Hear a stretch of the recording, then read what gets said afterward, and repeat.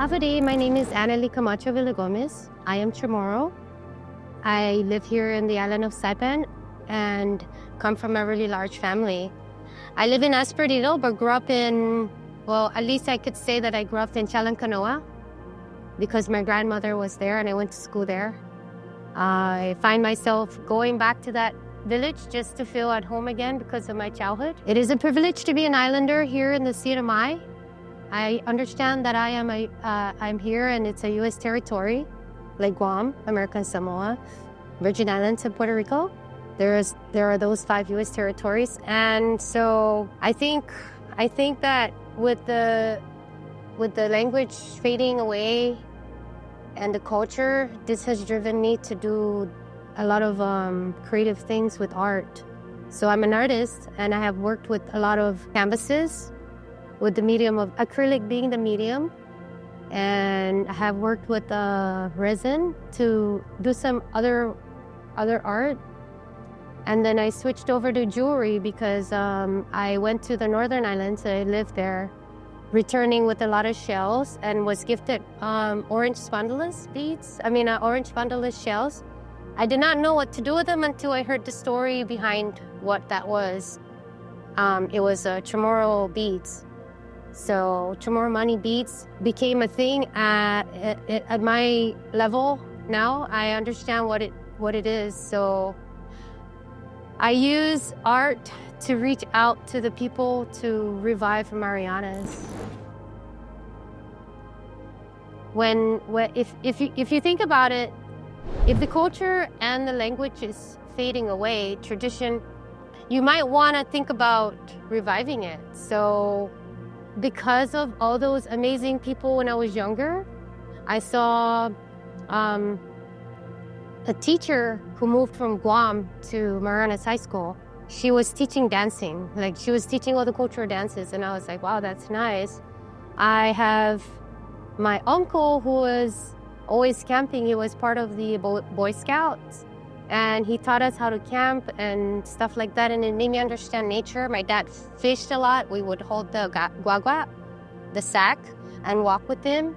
And, during all that times of learning how to fish and catch it, I understood shells, but never to an extent where I understand how to make jewelry out of it. Just being a farmer's daughter and a fisherman's daughter made me so in tune with being an islander. And my dad with his village Jeep, we always get on it and we drive around the island and they wonder, and then how come you always at the road? How come you always want to be out there? You always want to be adventurous. And I think it has a lot to do with my family, not just my dad, but also my families. They all did that. We got on the boat and we went places. So for my dad, he got us in the Jeep and he would just drive, and it seemed like he doesn't know who lives in that area, but he just goes in there and says, with his kids in the back and the wife and the passenger, he would just be like, oh, we're just looking for a place we're looking for this place, or we didn't know we were gonna end up here. So he just wants to drive and see what's in every corner of Saipan. So nowadays when they're like, how come you always do this and that? And I said, even at night, daytime, I wanna be wherever it is, whatever time, just to see what kind of people, what do they do, where are they, what do they do, and what's all the fuss or what's great out there at different times. So I tell them, this is my home. So when I see someone not doing the right thing, I have to say something, because even if I'm not from that village, I'm gonna be like, hey, what are you doing? The entire CNMI is my home. So when I go to the islands north of Saipan, the volcanic islands, I do it now a lot more, because when I first saw it, I went up there to bring the absentee ballots. And when I saw Pagan, I was just like, I was so changed about it. I couldn't believe that we have a CNMI. We have a CNMI that we can come to and say, hey, it's not just about Saipan, it's not just about Rota or Tinian. We have Guam, but politically, that's a different area. But as a Marianas, you would think when you're from Marianas, you're thinking Guam, Rota, Tinian, Saipan.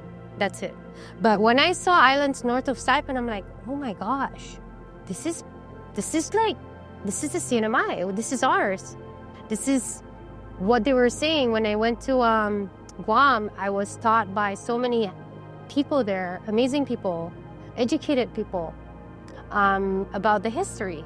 So it looks like I saw the place and I thought, okay, so this is where all the Chamorros were all over the place, and the Spaniards came and took him all the way down to Guam because of religion.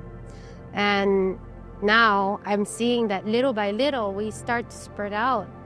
So whatever it is that we are fading out of, language, culture, tradition, heritage, all of that stuff, I thought that having gone up there and learning about shells and then spreading the word that way, and then I'm going, it's not enough, because you know what? There are people that feel like they lost their identity. If I bring them up there, they would absolutely start believing that there's something more than just what they think they are. They can find themselves back again into our ancestors where they live off the land. So when I went up there, I found tranquility and I was able to learn more about myself. I think that going up north would be good for the people that feel like they need to run away. So I always tell people, you know what, when you go north, it's really not running away, it's getting away. You want to just get away and then you come back different. So once you find yourself going up north, you find yourself in a situation where you have to get along with everybody. And that's how life, I believe, was before. Having lived in Agrigan, I saw it, where they say the Villagomez, when they come together, they share everything. Everybody owns the same thing. So when I went up there, I'm like, oh my gosh, I see it. When they go fishing and they catch the fish, it's everyone's fish. They catch the pig, it's everybody's food. And then if there's any imported things like, you know, let's say soba or all kinds of stuff that come in, it's everybody with this, they spread the love. And you know, the thing is, when you go up there, it's about survival. So if you are going to cook something, you need wood. Who's gonna get the wood? Who's gonna get the food? Who's gonna catch it? Who's gonna do all of these things? Who's gonna prepare things? Because when it's over here, you just plug it. That's gonna do the job. Turn it on, the gas is gonna turn on the fire. So when you go up there, you have to come together as a community together, no matter what, who looks like what, or who's this, who's married to who, it doesn't matter, you have to come together and be together. So that's what I realized about the Villagomez, what they meant by what's yours is also theirs. And then I come here and I'm like, oh my gosh, everybody's like locking their door, or mine is mine, or where's my purse, put it over here, you know. But having returned from there after studying, learning about living off the land and staying away from processed foods, having gone up there, because that helped me go up there to cleanse, to detox. I went up there and I learned more than just that, where you detox, lose weight, and become healthier. I learned that when you have nothing else to help you move on with your day, you need each other. Storytelling is a very important thing, because like I'm doing now, my experiences, I feel it in my heart. I feel it in my heart that telling people about what we are and what we have is very important, because when we lose touch with nature, with the land, we lose touch with what matters. And the reason why it touches me, because a lot of people don't understand the value of your identity. Some people get lost with leaving the place and never coming back because the convenience. But when you come back and you understand the value of being a family, the value of what an island can provide you without having to work so hard getting a job. When you understand the value of a family, then you understand the value of your identity. Because being an islander is like, it's like being on being on a ship that's wrecked. You know, it's a big ship with the same thing to do every single time, with the same routine. So it's like a wrecked ship, a shipwreck in the middle of the ocean, and people need to get along. And people get tired and they leave, they go to college and might not even come back, you know? So it's really important that people understand what a family means. And when you're being a family, it means that you cook together, you help each other out. And over here, there's too many things to do when I'm here. I don't know how to edit. I'm not really doing my art anymore. I want to do something else. I want to leave. I always want to leave Saipan. But when I saw the islands north, I tell people, you know what? Home is not just about Saipan or going to Tinian Aurora or having a vacation in Guam and shopping. If you see the islands north of Saipan, you are going to say, I am from the Marianas. And you know what? We have volcanoes. We are in the ring of fire. We have islands north that have abundance. They have large fish. They have large coconut crabs. They have these fruit bats that are endangered here. It's abundant over there. We have all these beautiful shells that now we're being told that we might have to restrict it. So, it's like you have all these abundance, black sand, you have pozzolan, you have so much coconut trees, you have copra before, you have so many beautiful rocks, volcanic rocks, and we don't even know what else is up there. We don't even know. We have a lot of World War II debris. They have a lot of these U.S. Navy plates, spoons, forks made out of silver. I think they're silver. I just know that they're there. All these pots and pans, they're still there and we still use it. So there have wrecked airplanes there. And some people are talking about lost treasures from the Spaniards. I have no idea. I just know that there's so much up there that if those people, the right people go up there, they could discover so much. Scientists and all that stuff. I remember they always say to respect your elders, regardless. That has gone so far. Respecting the elders to me means that we will always have respect. To Amen. Nyora nyot. Nyora came from Senora. Nyot came from Sinyot. So a male is nyot, a female is nyora, and that's when you bless a person. If they're older or that's your uncle, auntie, and all that other levels. But respect is very important. So they say to respect your elders. And the biggest sign of respect is when you amen, when you señora or ñot. And I like that part too because it's nice to be blessed. Dios te zuri. God bless you. It's good to bless people. It's not a curse. It's a great one. It's a great blessing. Every time you have to go into the jungle, you have to ask permission that you're entering an area. Dispensa, usually they say, "Guala dispensa sa necesita umalum gini na lugar," or necesita musa kemun dispensa zuk, por favor acepta sa tagizugit na noo, serizu, zanmato gilogato molikatoro. So there's that part where you have to go to the jungle and you ask permission that you're entering an area, or if you're going to use the restroom, you have to ask that you're going to deposit that kind of stuff. I'm sorry. That way you don't come home wondering wherever you came from, wondering.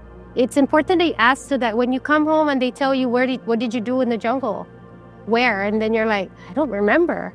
It's better to just ask and stay away from all that kind of trouble, because when you go home and you're sick, they're going to be like, what did you do in the jungle? Where did you go? And then if you don't remember, then that's going to be difficult to go back and say, I'm sorry. Forgive me. I've encountered a lot of stories that say they went in the jungle, they got sick, they went to see a Siruana or a Siruana, a witch doctor or a local doctor. And then they say, this is what you did. And they're like, how did they know? How did they know that that's what I did? You need to go back and say you're sorry. So the problem is when you don't know where it is, then it's going to be hard to be forgiven. So I've heard stories where when they say they were sorry, when they go back and they say they're sorry, they give something back in return, or they just come back and say, I'm sorry. Then they get healed really fast, like a miracle. So there's other things too where it's like, if you're going to the jungle and you're going to get like coconuts, like there's a story about Pagan where this person went up and started getting coconuts, came home with a hand it got pok, it got really fat. And they say, you did something. And it's like, I was taking a lot of coconuts for the ride back on the boat. So yeah, that's another thing. So imagine you have to go all the way up back to Pagan by boat just to say I'm sorry. So I don't know what happened to that kid. They still are very relevant, especially when you go to the jungle. And it makes me think that if you believe in it, then it'll take effect.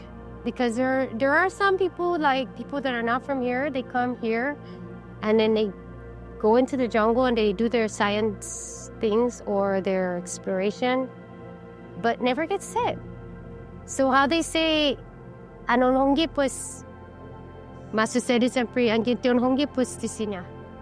So sometimes they say, well, if you believe in it, then it's going to happen. So don't let that get to you. Don't believe that these things really happen. Don't believe in witchcraft. Don't believe in this because then and I'm like, I do believe in our ancestors being out there, the animas, but sometimes I don't want to believe in witchcraft or any of those. I respect it, but I don't necessarily say I'm able to be affected by it, because if you believe it, right? Because I believe that I'm strong. I believe that my ancestors are behind me. I believe that they're protecting me. So if I believe that they're there, then I believe I'm protected. So if I don't believe that I'm protected and I'm being told that, oh, you're going to get in trouble if you do this, and if you do this, then you're going to piss them off or you're going to upset them. I'm like, my ancestors are behind me. I'm doing great things in life. I'm not trying to hurt people. The very important message that I like to send out is for people to understand what identity means to the self. Because if a person doesn't know who they are, or because if you understand that you're Chamorro, then you're Chamorro, and understand what's behind that story of being a Chamorro. Because if you don't, you're going to end up wondering if you should go out at night and be at the club or be a gang in terms of it could cause trouble kind of gang. Or you might not understand the importance of fishing, and then you end up just eating food from the stores. You don't become that warrior as a Chamorro that builds you as a person, where you're confident enough to say, yeah, I'm islander. I don't need to do those things that they do on the TV and in social media. I am comfortable with my skin. So it is important for you to understand your identity, because it's a fact. If you're a Chamorro, you're Chamorro. And if you're not Chamorro, but you're from an island, like here, for example, then be that. If you think you cannot wear local jewelry just because you're not Chamorro, then you're wrong. You need to be that identity, and you are an island person.